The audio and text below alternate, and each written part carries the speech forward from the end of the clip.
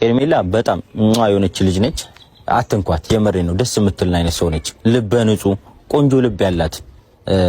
አንዳንድ መጥፎ ሰዎች እንደሚያወሩላት አይነት ሰው አይደለችም። በጣም ደስ የሚል ልብ ያላት ሰው ነች። ብር ተከፍሎታል። እሺ ብር ተከፍሎኛል፣ ምን ይሁን? እኔ ጋር መጥቶ የሆነ ነገር የሚያደርግ ሰው አለ?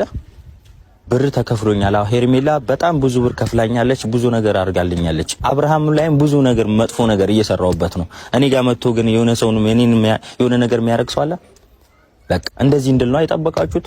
አዎ ብር ተከፍሎኛል። ብዙ ተሳድባችሁ ምንም መፍትሄ ያላገኛችሁ ሰዎች አላችሁ፣ ግን አልተማራችሁም። አሁንም እዛው ላይ ናችሁ። ስለተሳደባችሁ ብቻ ልክ ናችሁ ማለት አይደለም።